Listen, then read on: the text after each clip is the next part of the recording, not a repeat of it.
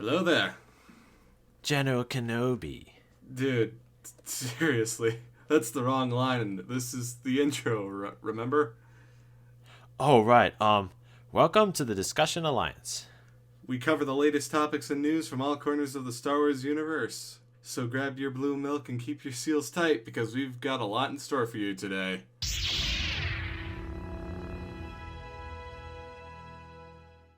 Welcome back, everyone, to the Discussion Alliance. We have another unique episode, actually. Today, me and Aiden are in the studio together for the first time. Pretty crazy. How's it going, everyone?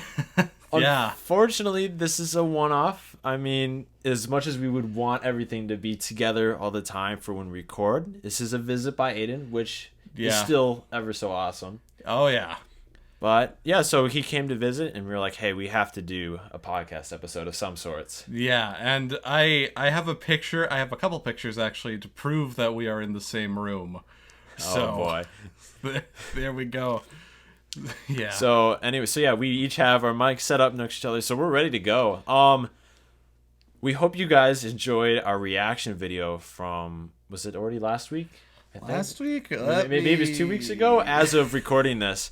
That reaction video was us watching for the first time. Neither of us had seen it before. The Star Wars Holiday Special, and that was something. Oh yeah, that was absolutely something. And there goes your phone. Notification. I better silence stuff. There we go. We are silenced now. Don't need text messages coming in. Anyways, if you haven't seen that video, although it wasn't like the greatest experience ever, we feel like we did really good. I mean, tons of laughs. We enjoyed many parts of it, just being able to critique it and laugh at it. So if you haven't seen that, I'll throw a pop-up right now, and we'll have a link in the description. Go check out that video if you haven't already. And for anybody listening on Spotify or Apple Podcasts, we will make sure to go find us on YouTube, youtube.com/@thediscussionalliance. Yeah, and if you search us up, look up the Discussion Alliance, and just add the word Star Wars in that search as well, and you'll find us perfectly. Yes. But anyways, I think we'll get a move on for today. This is it's been a while since we've done a proper podcast episode. Oh, yeah. Let's see. It's been about 4 months. Jeez. 4 months. Granted, everyone, both of us are in college. I mean, when we started this last summer, I thought we were going to be able to be more consistent, at least on my end of things. Right. I just noticed the moment college started, I was like, I can't do so many things. As much as I want to do this many things, I just can't keep up with all of it. I know, and I'm busy with college myself where I live, and so it's just like, when are we going to do this again? I don't know. So we've been a little on and off, but we're taking advantage of Aiden crossing the United States, and now we have a chance to record. So anyways, let's get underway. News, do you want to kick us off? So, 2 things. To start off, this April 16th, actually. Am I getting that right? I believe so. April 17th. Only okay, one day I off. was 1 day off. But anyway, it's for anybody who are enjoyers of milk, rejoice. And are fans of Star Wars, rejoice.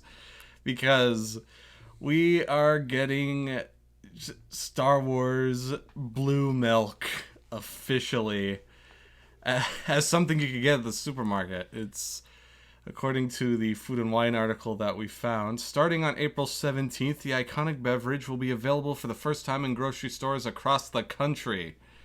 And so, yeah, this is pretty cool, especially I mean, yeah, it's just milk in the end, but the reason why this is iconic is because out of all the food items that are like recognizable from Star Wars, one of the first ones was from in A New Hope when we first meet Luke Skywalker and his family. He's drinking this sort of blue, almost looks like a light blue milk. And so it's been coined blue milk. And everyone's been wondering, will Star Wars / Lucasfilm ever capitalize on this and make an actual blue milk?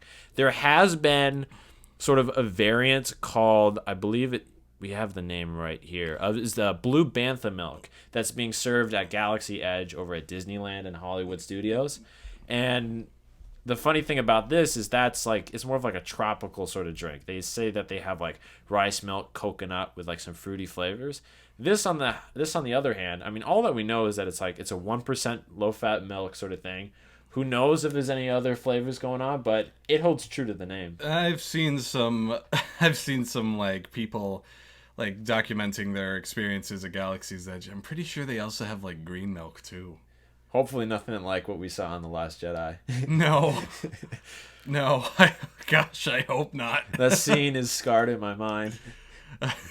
The moment he's like done drinking it, and he just goes, ah. Yeah, that was something.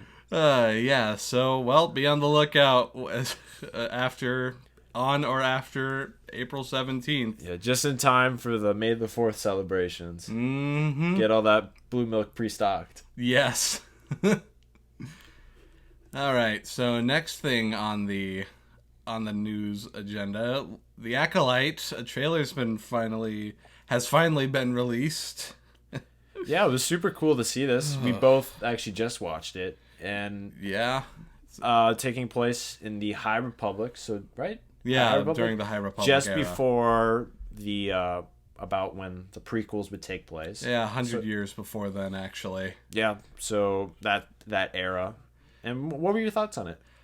I would have to say it's interesting to see them take Star Wars on a completely different kind of level. I mean, we have seen this kind of stuff with like where they go outside of the Skywalker saga in, I want to say, Knights of the Old Republic.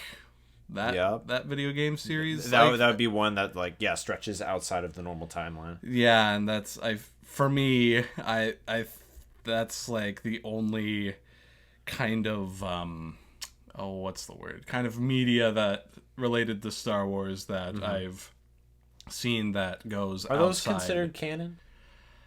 I think they are. Maybe. Well, this I assume would also be added to canon now. So yeah. The Acolyte is most likely canon to Star Wars.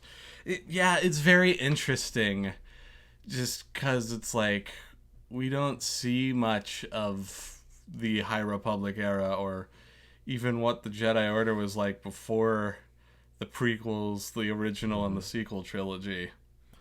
I mean, I wonder. Well, Knights of the Old Republic, that's way back, right? Yeah, that's been a while. I wonder if they'll make any references to it, because this isn't like that much before the prequels, but at the same time, this is like the first time we've dove like far into the past. Oh yeah. So I'm wondering if they'll touch on that at all. Yeah. But something that we looked into is we wanted to dive in, see who it's made by. It's it says created, I assume directed by, or maybe written by, we're not 100% sure, by a woman named Leslie Headland. And the most interesting thing that we took away from this is that it's noted that she's looking a lot into she's being influenced a lot by martial arts, specifically from Hong Kong, which is pretty cool. So even what we saw in the trailer with some of the fight scenes, I mean, this seems like it's going to have a lot of cool and well choreographed fight scenes. Absolutely. And the other thing is that it's noted that she is taking a lot of inspiration from samurai films specifically made by Akira Kurosawa. And this was a big one for me because I'm familiar with him. For those of you who don't know, very famous Japanese film director. A lot of his famous films are from the 1950s. And the reason this is also cool is that, yes, she's inspired by it, but one of his films inspired George Lucas's A New Hope, the whole thing that started this all. And that film was called The Hidden Fortress. I actually just watched this a couple months ago. And it was per one of my friend's suggestions, because he's like, hey, did you know that George Lucas was inspired by this movie? I was like, no. And I had to check it out. Super cool. Released in 1958. And I'm not going to spoil anything, actually. I'm going to leave it at that. But a lot of the sort of the plot line and characters, you can make some connections there. And so this is cool how we're going full circle now. And yeah, it's just fun to see that. It's interesting too, because it's like there were like even some of the people that were the actors that are in the movie. Some of them, there was, I always forget her name. I only know her as Trinity from The Matrix. She's in there. Oh yeah, I remember that. And then there's also Lee Jung Jae. He's been in some stuff recently, most notably in his role as contestant number 456 in Squid Game. Yeah, he's definitely one of the big name actors for this series. Oh yeah. That's a good thing. It's gonna bring a lot of good attention to it. Yeah, actually. So I had to look this up real quick, but apparently I looked at according to people who have seen the trailer on YouTube. Gosh darn it, my phone is not letting me select anyway. Take your time. I'm on there's a very massive like to dislike ratio between it. Not many people are Interested in the Acolyte? Or they're not liking what they're seeing. I've heard a lot of good praise for it, actually. Yeah. Where are you looking right now? Yeah, I'm looking in the YouTube comments right now. Oh, the YouTube comments? Well, it's okay. No offense to YouTube commenters out there, but let's think about the type of people who are going to leave a comment. No offense to people out there, but offense take, yeah. I feel like, okay, this is touching a different topic. I'm not going to dive deep in it. Right. But unfortunately, like, if people, like, don't like it, the chances of them, like, to make that opinion heard are going to be out there. Whereas, like, people who are just like, oh, I'm excited, aren't necessarily going to leave a comment. I don't know if that makes sense, but I feel like that's just also how a lot of comments work, whether it be Instagram, YouTube, TikTok. That's how a lot of that works. And I feel like, I mean, granted, maybe a lot of people are right on that. Maybe those comments hold some truth, but I feel like a lot of stuff is overblown because we see so many negative comments, but we also have to think about how much of that voice is actually being exaggerated, how much of it is actually representing everyone. So let's also be honest, people are not happy with the way Disney is treating Star Wars these days. And there's that. We already have a split, and so there's this what am I trying to say? There's this mindset going into every show now. So I actually forget what I said about comments. It's just I've noticed every single new show that we go into, there's a lot of doubt. Mm-hmm. I think Andor sort of reignited a lot of stuff. Yeah. The latest Bad Batch season has been great so far. It's been very popular. I gotta catch up. I've been following. Oh wait, there was a new episode yesterday. I wasn't paying it. School was bothering. Well, maybe that's something. I don't know.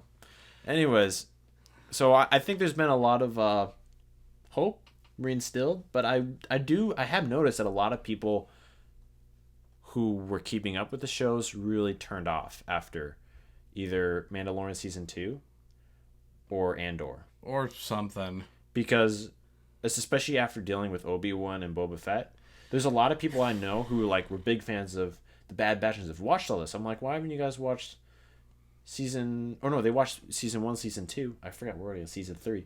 And there's so many people who just after that cutoff, they haven't kept up with anything.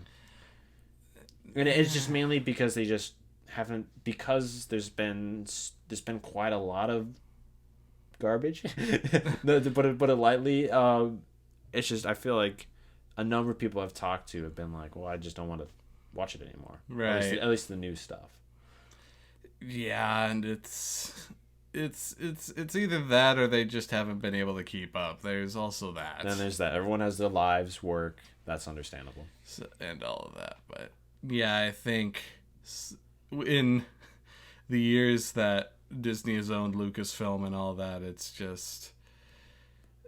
been very hit or miss. And so I think people are really skeptical with new stuff when they're announced and all of that. Yeah. Well, I think that's it for the Acolyte. Yeah.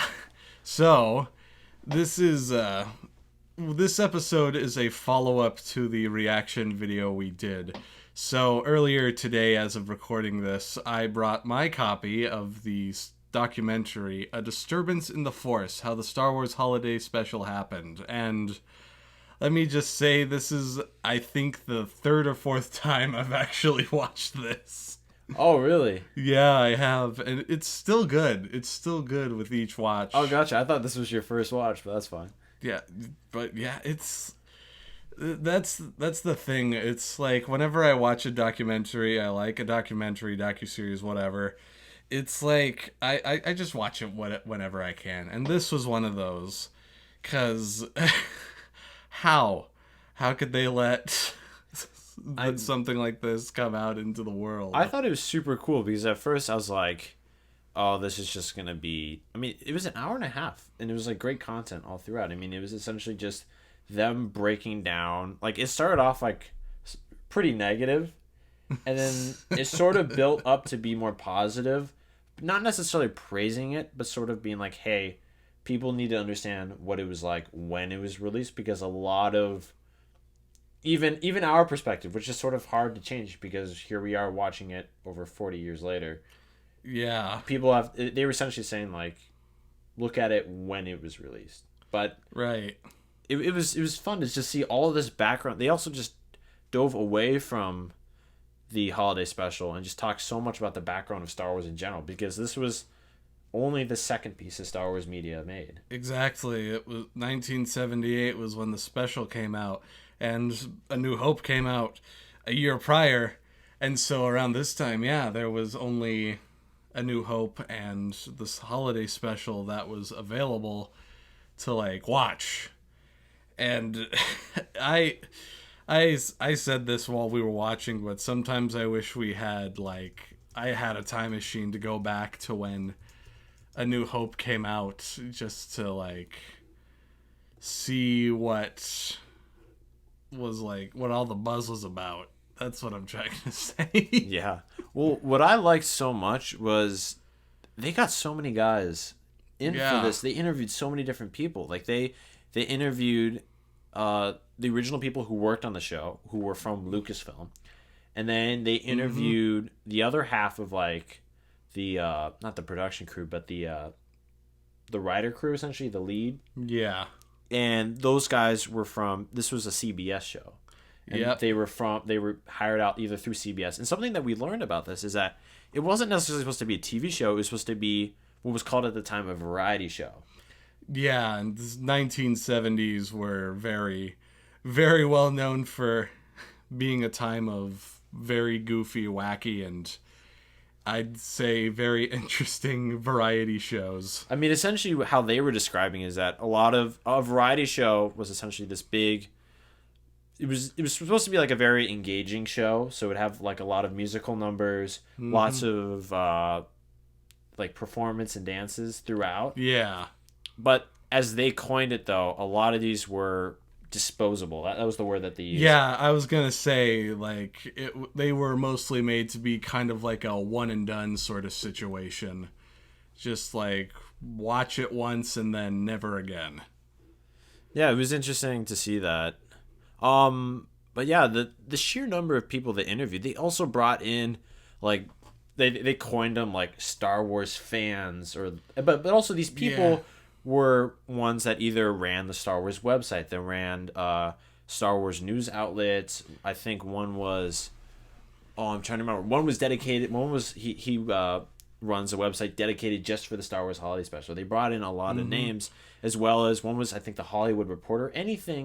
A lot of people involved with Star Wars, but also people who were reporting it on at the time. Yeah, and people who are just they know Star Wars and they are aware of the holiday special's existence and all of that.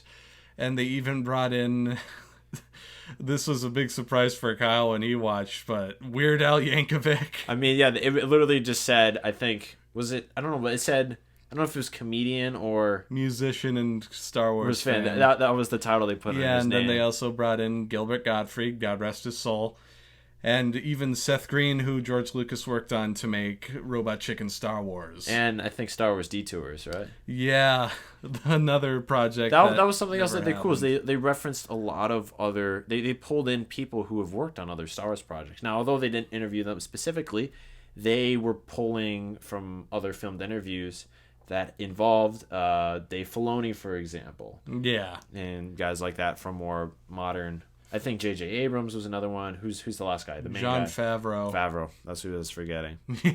But it was such a big name. How could I forget? But yeah, and it was just... This documentary is such a big old eye-opener as to what happened behind the scenes as well. Just talking about all the hostile working conditions and the just the changing of directors and all of that.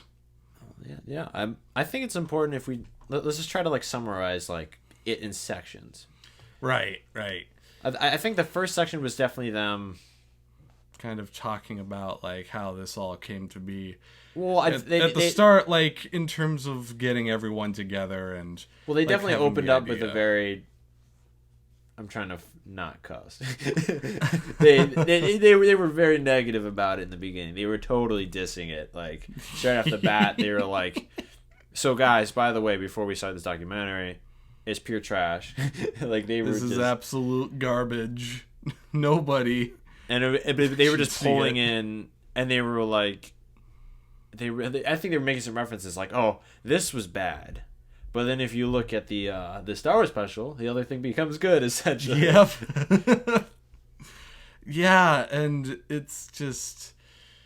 It really surprised me, having watched it so many times, that it's like, yeah, George Lucas started out being involved with it because, well, you know, he's the guy who made Star Wars, so it's Oh, yeah, like... let's just talk about his part. His you want to kick that off? Like his obviously, or what we learned, not obviously, but like we weren't sure when we watched it, was George Lucas involved in such a horrific TV show? Was he not? And then so we sort of learned that he was, but only to an extent. Only to an extent, yeah, because like at the time, like variety specials or holiday specials or something.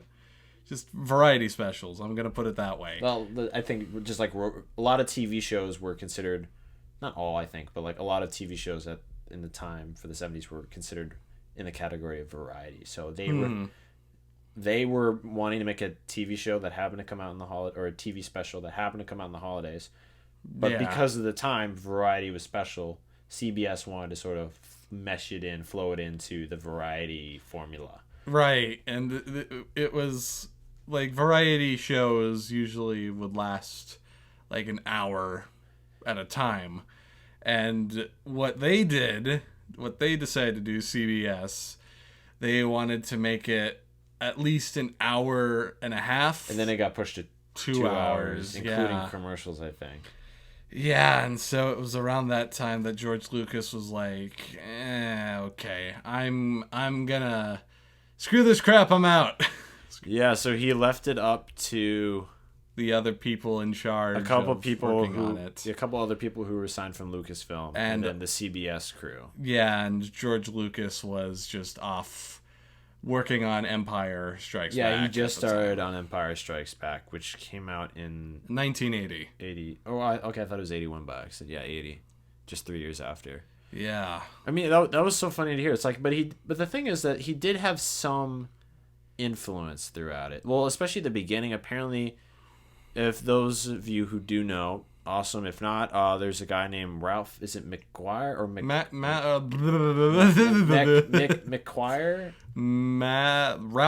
Ralph McQuarrie. He's the guy who created all the original concept art for the Star Wars movies. Oh yeah, and he created,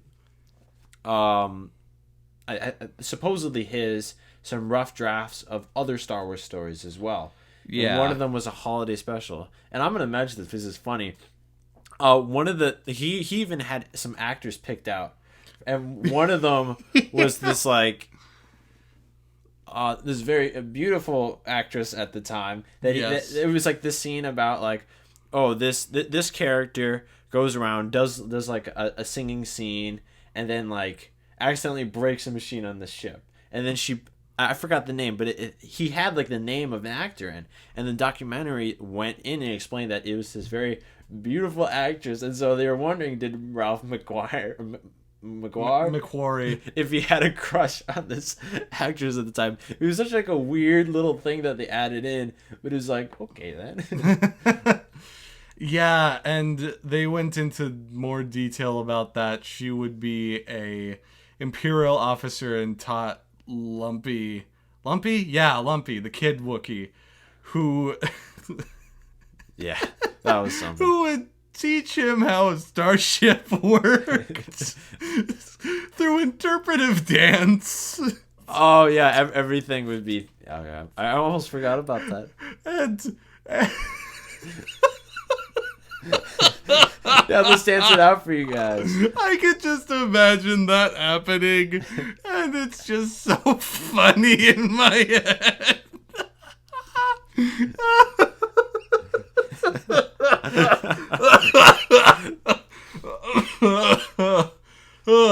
Wait, what do you think they would break the fourth wall with that? Like something like Dora, or like Maybe, I like, don't know. Can you dance with us?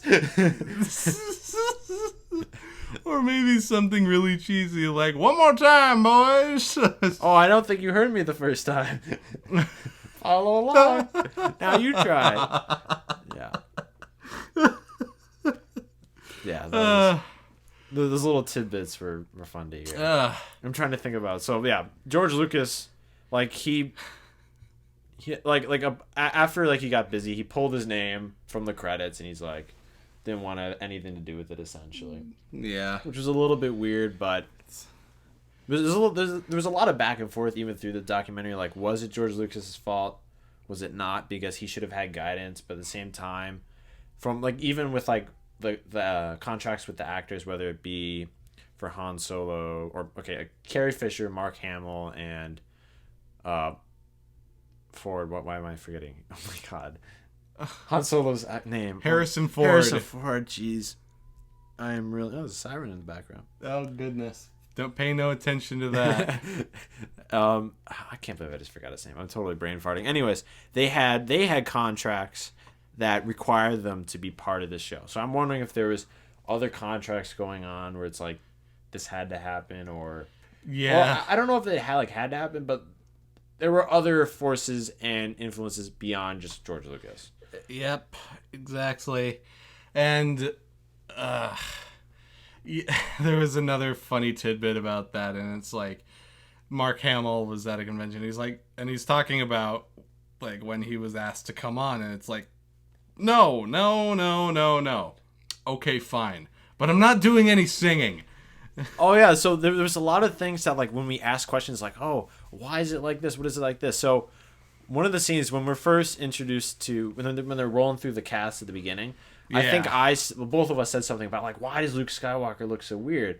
So apparently Mark Hamill, I didn't know about this. I think you may have with like the scar. If for anybody who doesn't know, after the production of A New Hope, Mark Hamill got into a car accident at one point, and they had to do plastic surgery to fix his face, basically. It was like one side, I believe. Yeah, and so on top of that, apparently for a common thing for, at least as they said for variety shows at the time, was a lot of makeup was used. And so we noticed that like his face was like matte, one color essentially. He had the eyeliner on, and we're like, what is happening? And they explained that they just caked him up with tons of makeup. Caked up with, that sounds weird. Yeah, anyways, that sounds weird. They I was about to say another thing that sounds weird. How do I describe this? They covered him up in a lot of makeup. A lot of makeup, thank you. And so that answered that. I was wondering, I was like, surely that's not normal. And so there we have it. Yeah, and again, it was to hide the scar on his face, and they saved that for an Empire Strikes Back when he was attacked by the Wampa. Well, yeah, they were explaining that because like he still had that scar. Yeah. Supposedly the whole point of the Wampa scene was that so that when he would get that scar, then they wouldn't worry about having to cover it up for the rest of the movie, supposedly.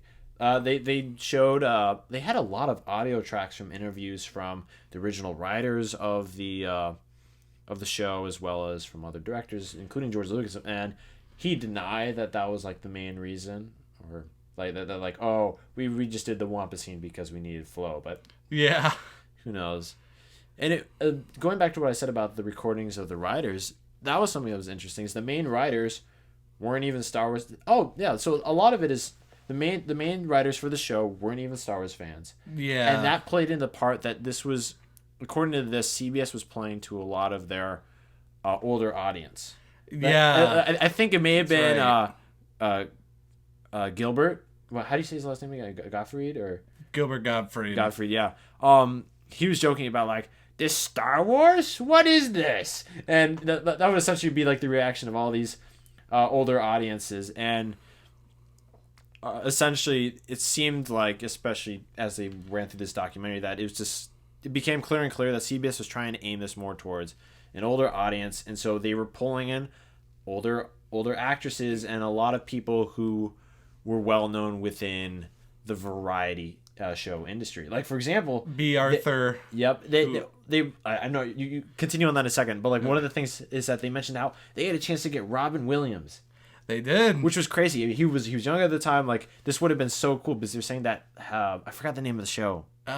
It was before Mork and Mindy, but I think it was a show called Happy Times. It may have been, but a year after the Star Wars special came out. Mork and Mindy he did took that, off, and he took off. But point being is, I forgot his name. Another name. There's so many names I'm gonna forget. But the main guy in charge of advertising and stuff at Lucasfilm, I think it was him. He found Robin Williams. He was looking at, or no, maybe it was another guy. Yeah, trying to I think it was like theater troops and all that. Well, anyways, they were going to improv clubs and looking for people that would fit well for this holiday special, and they found Robin Williams and they brought him in, and these two writers. I'm not sure if they were a couple.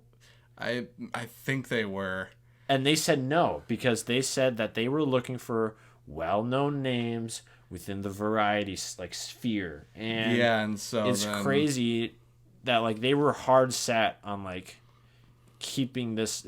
One of the guys said that like it's an enjoyable Star Wars special for not actually being Star Wars. It just happens to have the props, the costumes, that sort of stuff. Yeah, and it's like even before the holiday special, the characters were used in variety shows. Yeah. And back on the topic of like big name variety actors. Oh yeah, B. Arthur, you were gonna mention. Yeah, there was B. Arthur. I'm pretty sure she was Dorothy in the Golden Girls at one point. There was Art Carney, who did Son Dan. And let's see. Oh gosh. I'm trying to find it. Diane Carroll. She was oh yeah, she did the did the singing thing, and we're gonna get more on that in a second. Do we just want to dive right in that right now? all right. Yeah, so apparently, well, I'm not gonna say it, but they were saying that it is essentially, it was way too inappropriate for the time and even now. Like, one of the guys who they kept turning to for like one of the people they interviewed, I forgot his name. Mm-hmm. I'm gonna say that 1,000 times, I think. Anyways, he was the guy that they turned to essentially diss on this, and he's like, this was not meant for children. It's not meant for Star Wars. What's happening? Yeah, and just if you are unaware, so Son Dan gives Grandpa Itchy, the grandfather Wookiee, this machine. If you remember from our reaction video how we thought about what we thought. Hey, you guys are so lucky that we skipped through so much of that. Yeah, it was like a 15-minute scene. It's like, how do you do that? Jeez Louise. Yeah, and so it had Diane Carroll in it, and she was it was not yeah, seriously. It was supposed to be like what the heck is this? There's supposed to be somehow a TV-worthy sort of sexualized scene. That's essentially what it was. Yeah, essentially. Like, and what in the original concept art that Ralph McQuarrie had at the time, it was like this machine that would like create a hologram of one's greatest fantasies or something. Yeah. Well, also or like what they had in mind for virtual reality. Well, apparently they described it in the TV show. The guy was like, "Oh, here's this proton pack." They didn't really show it, especially since the prop was poorly made. Like, was the name Grumpy or Lump? What was the name of which? Like grandpa. Itchy. He had to like pop his head up. His eyes weren't fully covered. It wasn't made right. But so they explained, which I didn't realize this, is that apparently it connected to like a thing that they put in like the back of his head. Which that's how it worked. And which it's like, went wait, through what the is skin happening? in the skull. I was like, what? And it's just like, I honestly did not catch that until now. I just didn't think about it. I'm just like, huh. Anyways, it was supposed to be. It's Grandpa, like the Matrix or something. Grandpa living through like sexualized fantasy. That was essentially what it was.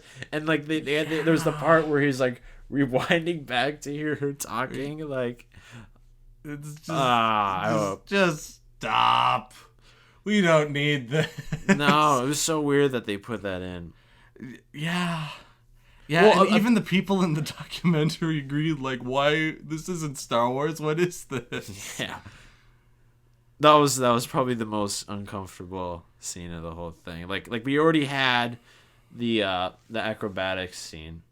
Oh yeah. Oh, yeah, it's just so funny how like certain actors, depending on how much they are involved or their role, like the production guys, the guys who were involved with it the whole time or most of it, if they weren't fired or they were fired, let up, they were the ones who were like, "What is happening?" Or they like looking back on it like, "Oh my god." Yeah. But a lot of the actors, other than like the main crew, such as Carrie Fisher, Mark Hamill, and Harrison Ford, because their face is on it.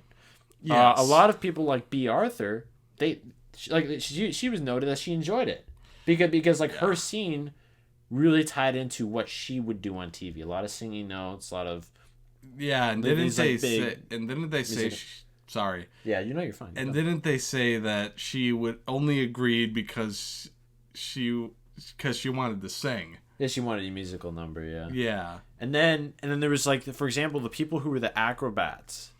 For the scene when Lumpy's watching that hologram, like they interviewed one of those people. Yeah, Bob Mackey, the costume designer. Oh yeah, they went into they interviewed so many people. They were talking about his costume design apparently, and he talked about it too. I'm gonna be honest, I disagree with what he said about using the colors and all of that. Oh, goodness. Another. Oh, that only came through because his family. Well. Okay. Ding. Yeah. Ambience. Well, and what Bob Mackey said is that everything that was shown in A New Hope, it was all like these gray tones and like darker colors. Yeah, his thought with that scene was to brighten it up, essentially. That just doesn't work. Well, what was weird is like the moment he said that, I was sort of against him. But then he revealed that all of his inspiration was from Ralph's concept art. Apparently he drew stuff for this already, which was so weird. I was like, the guy who created X-Wing, I think X-Wings, Y-Wing, Stormtroopers, this guy created so many cool things, also created some pretty weird stuff. It's like, this sort of ruined my vision of it. I thought Ralph was like this all-going guy who's like, he's the reason why we have good Star Wars, but he's also the reason we have bad Star Wars. I mean, as far as I know, his original script, I mean, they said that the script for a holiday special was found in his drawers at his house when he died. Yeah, in 2012. It wasn't proven that it was like written by him, but people assume it was. And so we could essentially blame him for this whole thing. Yeah, and then it like Bob Mackey just looked into talked about his concept designs as well, and even the stunt performers talked about their time working on it, and it was just like, that must have been a very surreal experience. Yeah. Well, and then what I was gonna say. Gosh. Excuse me. Right into the mic. You guys just got sorry, everyone. But what I was talking about, like different actors, like B. Arthur had a great time. Yeah, and then for example, they interviewed one of the acrobats, and she was like one of the people for the costume. She's like, yeah, I did my part, and then I was gone. She's like, I had a great time. It was just like it depended what parts of the show and production you were exposed to. That sort of determined how you felt about it. Because you got the viewers, the main creators, and then the actors, and then that depended on what scene there are. And then even within, and then you have the actual production crew itself. Like, for example, the costume design guy, Right. He did a great job. He had the Chewbacca. He had all the Wookiee costumes. He had the proper Han Solo outfit. He had X-Wing outfit. He had C-3PO, R2-D2, Stormtrooper outfits, Imperial. I mean, he had everything. Like, I assumed he would be in charge of that stuff, too. Like, they had all that right. Right. So Yeah, for they him, did. he did his job right. Actually, now that I think about it, they didn't mention anything about the music. Yeah, they did not mention anything. I guess it was just that bad. Like, I can distinctly... It's ingrained in my mind. The opening scene, that music, when they're going to the treehouse or whatever. Yeah. Like, that already just felt not Star Wars. And then all the times where they'd suddenly throw in some of those... when it's back to Han Solo and Chewbacca. And then, and then the ripped off scenes from A New Hope. They did not mention anything related to that. But to be fair, they had so much other stuff to cover. Yeah, like the more important stuff. Fair enough. They didn't need to like nitpick or anything in terms of those kinds of things. But yeah, it's a lot. I'm trying to think about if there was anything else really important. I would think. Oh, this is something different. They went over budget big time. Apparently, they had like a budget of $1 million. I thought it was $8 million. I honestly, I'm gonna double check. Ready? Yeah, let's Star Wars check real Holiday quick. Special. Sorry, folks, I'm really close. Yeah, $1 million. Oh, it was $1 million. Okay. So apparently they went over big time. Yeah, and the first director, David Acoma, just really had no idea, like, what to do. He did. That's something I want to mention next. Right? Oh yeah, Jefferson Starship. We'll get to that in a second. But yeah. Acoma just only was able to shoot like 4 out of the however many scenes there are in the holiday special, and because of his kind of sporadic, kind of all over the place behavior, it really fell apart, and they went over budget. So after that, it was like, goodbye, get out of here. He got booted, and they brought in Steve Bender. Yeah, they brought in another guy who was, I forgot, but he was like well known. Yeah, he was well known in the Variety. But then the problem is that he had another show to attend to work on. After when filming was done, he was mentioning how every single production that he put together, he would see it through to the end, which included editing. But this was the only production that, or maybe this is one of the other guys. This was the only production that they weren't around for the editing. No, and the problem is that they left it with the writers. And like I said, those two older writers, that couple who only focused on variety TV shows, did not know how to edit. And so they didn't know what to do, essentially. Yeah, and one of them said that they burst into tears, actually. I think it was the wife, yeah. Yeah, just saying that she burst into tears because she just had no idea how to edit, nor did her husband. And it was just like, oh, man. Yeah, so, I mean, that's obviously a huge part because that determines the pacing of the story. What should be included, what's not. Absolutely. And speaking of stuff that was included, what's not. So the copy that we watched, so we have a full copy of the actual full proper 4:3 aspect ratio. We have a full original copy in 4K. Yeah. Of the holiday special. We decided to go away from that, which honestly in the end makes sense because this one had all the TV ads and stuff like that, and we didn't want to have to worry about that. Maybe a couple hours. Unfortunately, it had everything except for, I think, 2 things, and one of them was Jefferson Starship. Oh my god. Okay, so one of the people talking on the documentary was like, so Jefferson Starship, and they kind of jokingly were like, because Jefferson Starship on one of their albums, they have hyperdrive, and they were like, hyperdrive? We have hyperdrive. And then Jefferson Starship?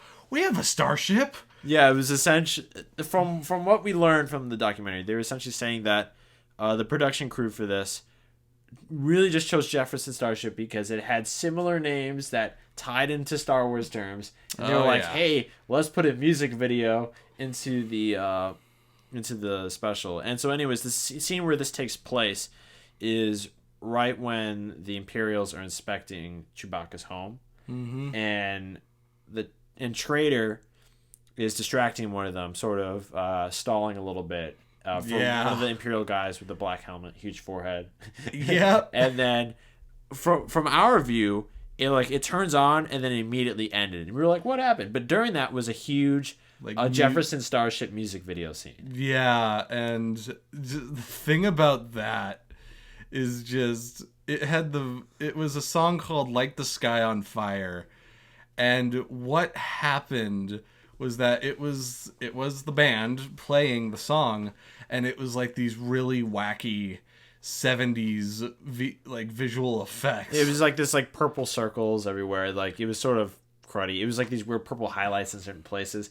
And they even interviewed Jefferson Starship. Again, the bassist interviewed for the band. So many people. And the guy was like, yeah, he essentially came across like that was such like a small little bit of our career that it was like, okay, that happened. Yeah. Yeah, that did happen. But there's a lot. Trying to think about, I swore there was like another thing that was cut out. Oh, the animated.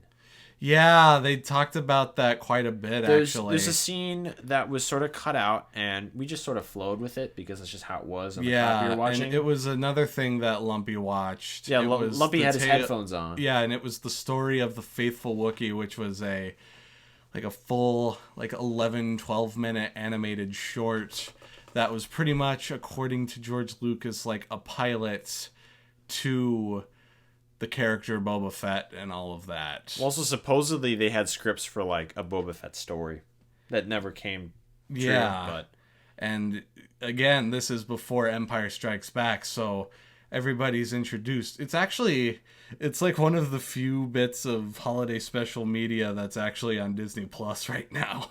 Oh yeah, they do have it on. Yeah, they mentioned that it's like some of the the holiday special, for those of you who are wondering, it's not anywhere. It's only found on YouTube or old VHSs. And the joke was that it's always been seen as a currency on bootleg copies because it is so the fandom rare and everything. So the documentary highlighted so many references in TV shows and stuff like that, where there's like Big Bang or the Goldbergs. What was like the Nerds one or something like that?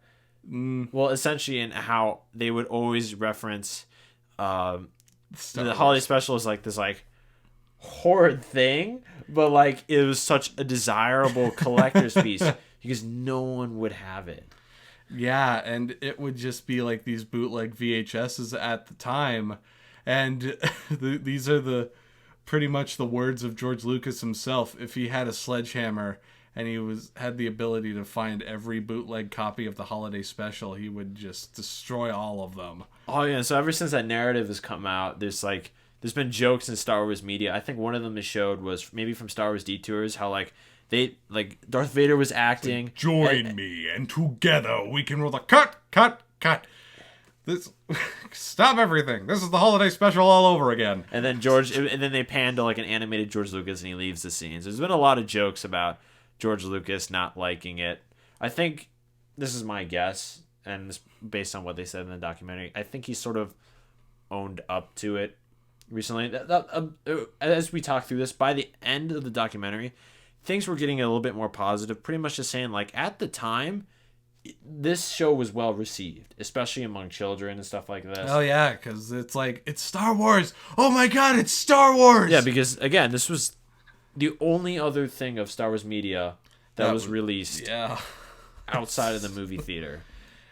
And this also led up to the first wave of Star Wars. This was timed with the first wave of Star Wars toys, because they were saying how there were no action figures, no models of the ships that were around upon release. And it really wasn't something that was really done like by any previous movie or TV show. Like it was creating essentially a culture for this movie. Yeah, and this was like the first time that merchandising was a thing. I mean, think about where it's gone. I mean, Legos, action figures, books, helmets, cups, books. Yeah, it's on everything.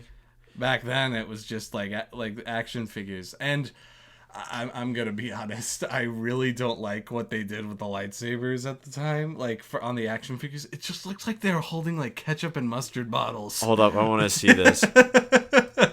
Seriously, I'm looking it up real quickly. like if anybody takes a look at this, they should seriously look at like images for the original like action figures, because to me it just looked like it seriously just looked like friggin' like ketchup bottles and all that or something, or just it looked out of place. And yeah, nowadays the lightsaber I'm trying to find one. Maybe there's no photos of like those. the actual I mean, because they're so oh rare. wait, there's one. I see it.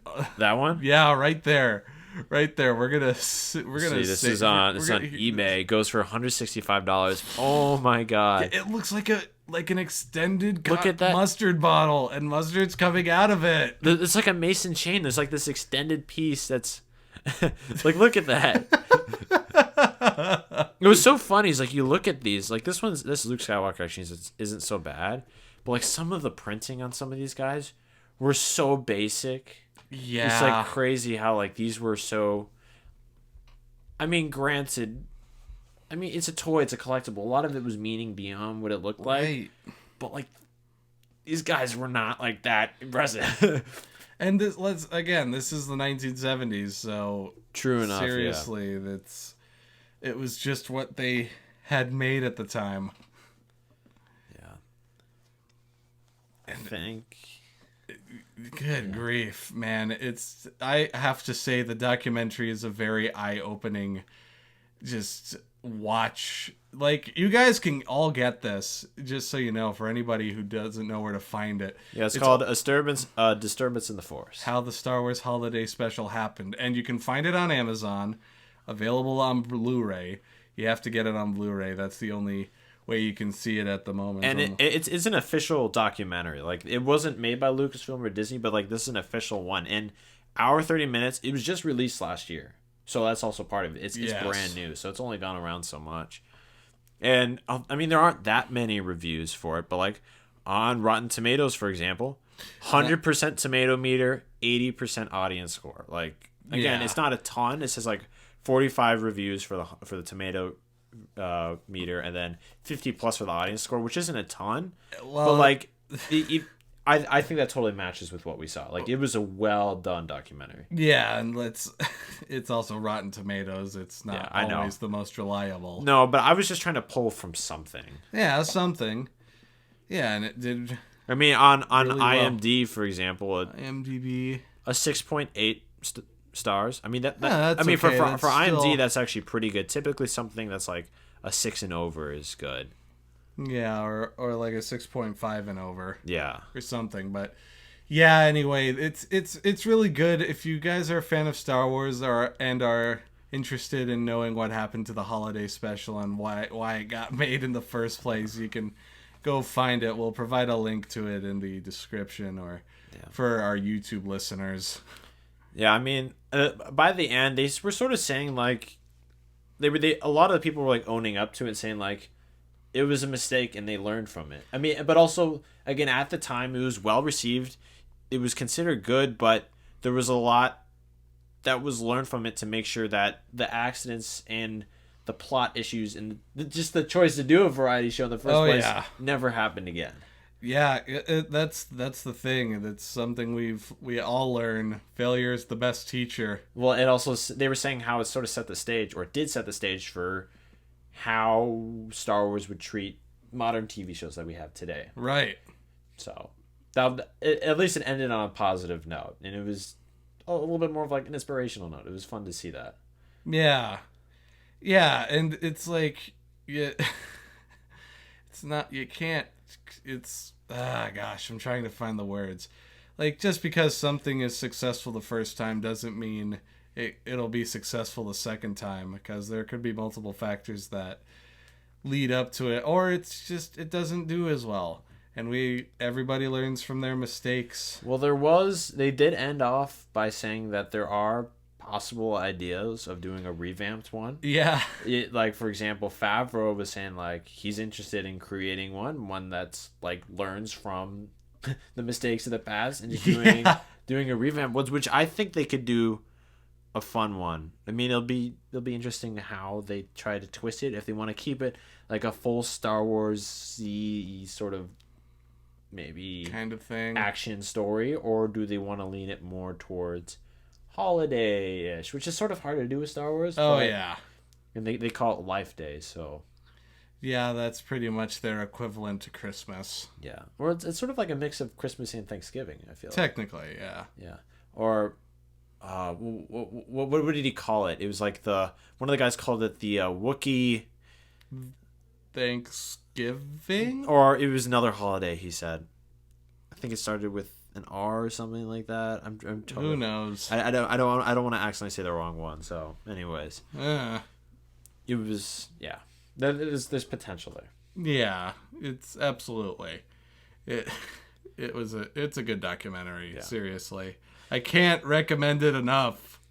I mean, after watching it, if you haven't, for our listeners, if you haven't watched the Star Wars special, I think it's worth to see it once for the just for the laughs. I like it's like absolutely. There are some like scenes like they said, like, for example, for the main story, the first 9 minutes over the first 9 minutes and is like 11 seconds is just Wookiee grunts. 11 minutes. Yeah.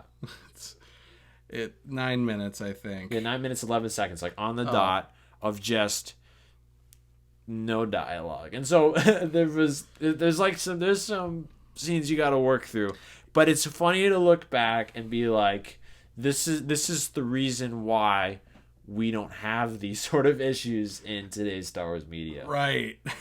And yeah, watch it for the laughs. Don't take it too seriously. And just something I want to say, I am going into like filmmaking and all that, so for those of you who are also interested in going into filmmaking or are film enthusiasts out there, watch the bad stuff along with the good stuff. It helps you provide knowledge as to what you should do and what you shouldn't do.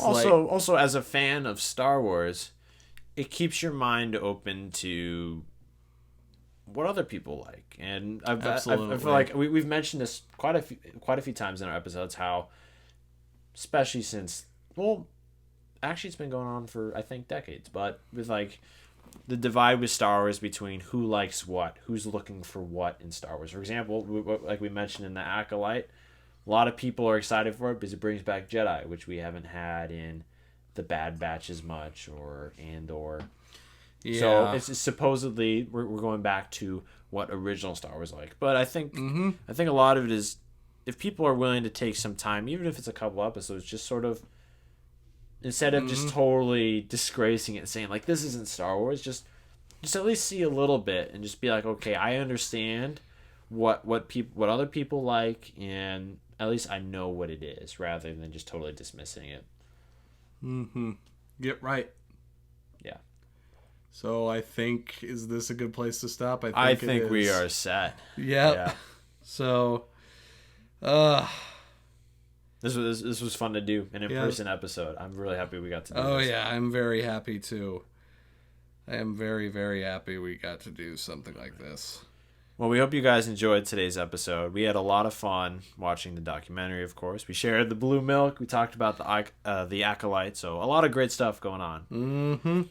So as always, feel free to check us out on Apple Podcasts, Spotify, and of course here on YouTube. Yep.